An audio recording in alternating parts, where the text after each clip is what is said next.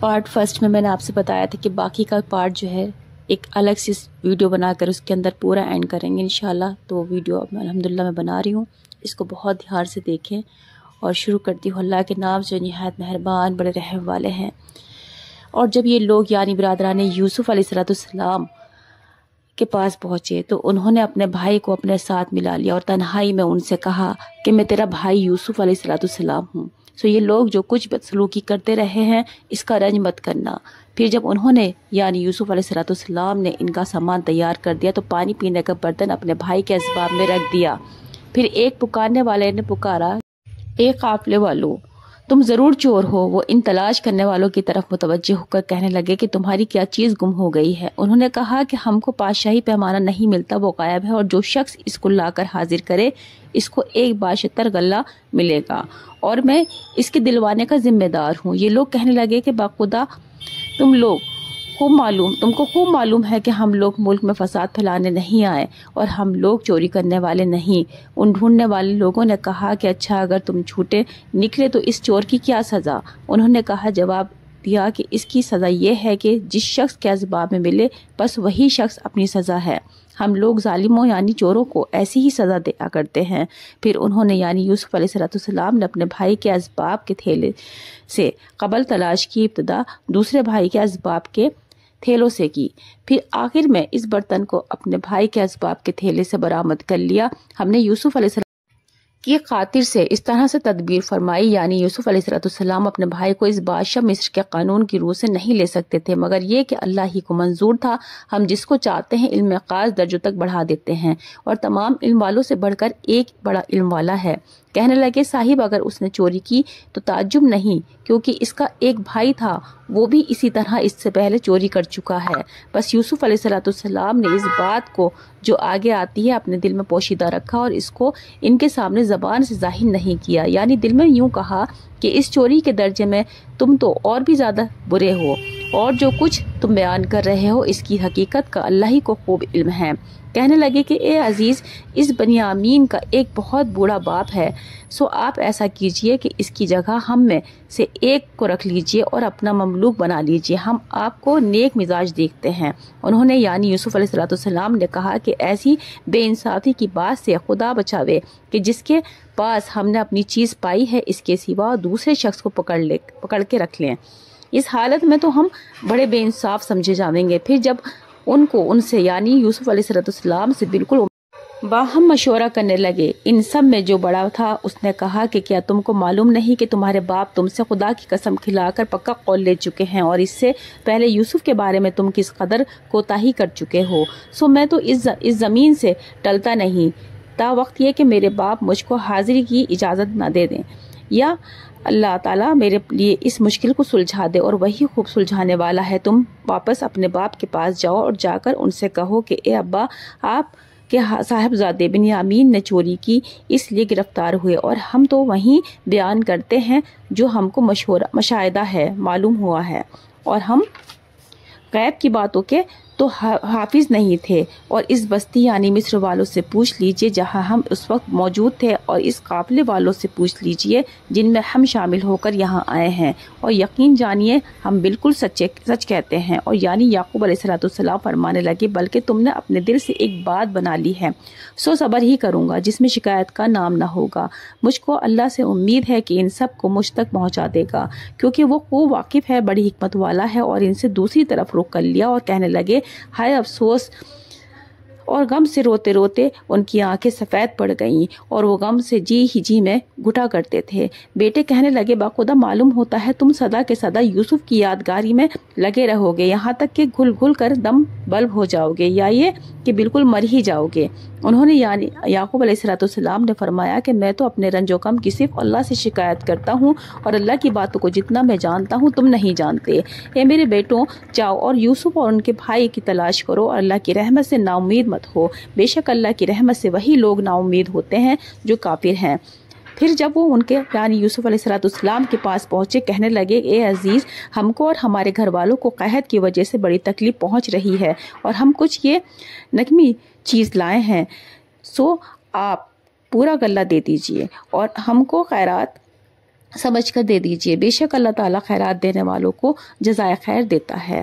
انہوں نے یعنی یوسف علیہ السلام نے فرمایا، کہو وہ بھی تم کو یاد ہے جو کچھ تم نے یوسف علیہ السلام اور اس کے بھائی کے ساتھ برتاؤ کیا تھا جبکہ تمہاری جہالت کا زمانہ تھا؟ کہنے لگے، کیا سچ مچ تم ہی یوسف ہو؟ انہوں نے فرمایا، ہاں میں یوسف ہوں اور یہ بنیامین میرا حقیقی بھائی ہے۔ ہم پر اللہ تعالیٰ نے بڑا احسان کیا۔ واقعی جو شخص گناہوں سے بچتا ہے اور صبر کرتا ہے تو اللہ تعالیٰ ایسے نیک کام کرنے والوں کو اجر ضائع نہیں کیا کرتا۔ وہ کہنے لگے کہ باخدا کچھ شک نہیں کہ تم کو اللہ تعالیٰ نے ہم پر فضیلت عطا فرمائی اور بے شک ہم اس میں خطاوار تھے۔ انہوں نے یعنی یوسف علیہ السلام نے فرمایا کہ تم پر آج کوئی الزام نہیں، اللہ تعالیٰ تمہارا قصور معاف کرے اور وہ سب مہربانوں سے زیادہ مہربان ہے۔ اب تم میرا یہ کرتا بھی لیتے جاؤ اور اس کو میرے باپ کے چہرے پر ڈال دو، اس سے ان کی آنکھیں روشن ہو جائیں گی، اور اپنے باقی گھر والوں کو بھی سب کو میرے پاس لے آؤ۔ اور جب قافلہ چلا تو ان کے باپ نے کہنا شروع کیا کہ اگر تم مجھ کو بڑھاپے میں بہکی باتیں کرنے والا نہ سمجھو تو ایک بات کہوں کہ مجھ کو تو یوسف علیہ السلام کی خوشبو آ رہی ہے۔ وہ پاس والے کہنے لگے، باخدا آپ تو اپنے اسی پرانے غلط خیال میں مبتلا ہیں۔ بس جب خوشخبری لانے والا آ پہنچا تو آتے ہی اس نے وہ کرتا ان کے منہ پر لا کر ڈال دیا۔ بس فوراً ہی ان کی آنکھیں کھل گئیں اور بیٹوں سے فرمایا، کیوں میں نے تم سے کہا نہ تھا کہ اللہ تعالیٰ کی باتوں کو جتنا میں جانتا ہوں تم نہیں جانتے؟ سب بیٹوں نے کہا کہ اے ہمارے باپ، ہمارے لیے خدا سے ہمارے گناہوں کی دعائیں مغفرت کیجیے، ہم بے شک خطاوار تھے۔ انہوں نے یعنی یعقوب علیہ السلام نے فرمایا، ان قریب تمہارے لیے اپنے رب سے دعائیں مغفرت کروں گا، بے شک وہ غفور الرحیم ہے۔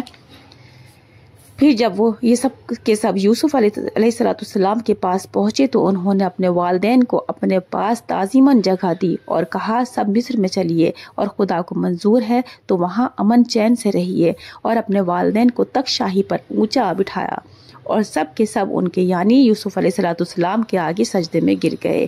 اور انہوں نے یعنی یوسف علیہ السلام نے کہا، اے میرے باپ، یہ ہے میرے خواب کی تعبیر جو پہلے زمانے میں دیکھا تھا، جس کو میرے رب نے سچا کر دیا، اور اس نے یعنی خدا نے میرے ساتھ احسان کیا۔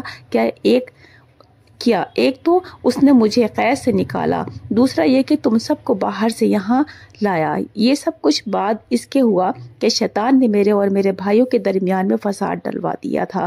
بلا شبہ میرا رب جو چاہتا ہے اس کی عمدہ تدبیر کرتا ہے، بلا شبہ وہ بڑا علم والا اور حکمت والا ہے۔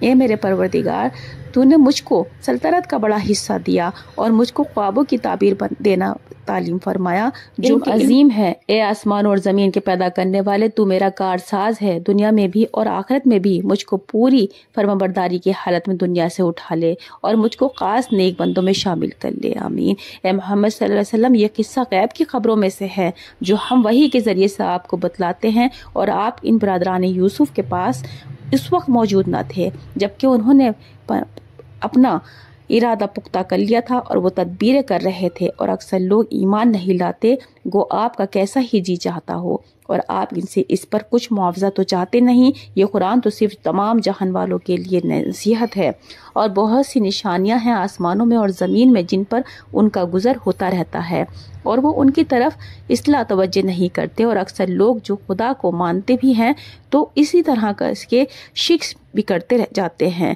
سو کیا پھر بھی اس بات سے مطمئن ہوئے بیٹھے ہیں کہ ان پر خدا کے عذاب کی کوئی ایسی آفت آ پڑے جو ان کو محیط ہو جاوے، یا ان پر اچانک قیامت آ جاوے اور ان کو پہلے سے خبر نہ ہو؟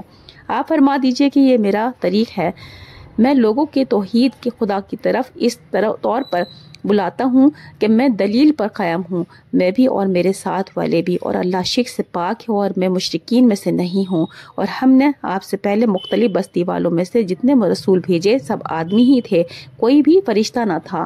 اور یہ لوگ جو بے فکر ہیں تو کیا یہ لوگ ملک میں کہیں چلے پھرے نہیں؟ ان کی آنکھوں کہ اپنی آنکھوں سے دیکھ لیتے کہ ان لوگوں کا کیسا برا انجام ہوا جو ان سے پہلے کافر ہو گزرے ہیں، اور البتہ عالم آخرت ان لوگوں کے لیے نہایت ببودی کی چیز ہے جو احتیاط رکھتے ہیں۔ سو کیا تم اتنا بھی نہیں سمجھتے؟ یہاں تک کہ جب پیغمبر اس بات سے مایوس ہو گئے اور اپنے ان پیغمبروں کو گمان غالب ہو گیا کہ ہمارے ہم نے غلطی کی، ان کو ہماری مدد پہنچی، پھر اس عذاب سے ہم نے جس کو چاہا وہ بچا لیا گیا، اور ہمارا عذاب مجرم لوگوں سے نہیں ہٹتا۔ ان انبیاء وہ سابقین کے قصے میں سمجھدار لوگوں کے لیے بڑی عبرت ہے۔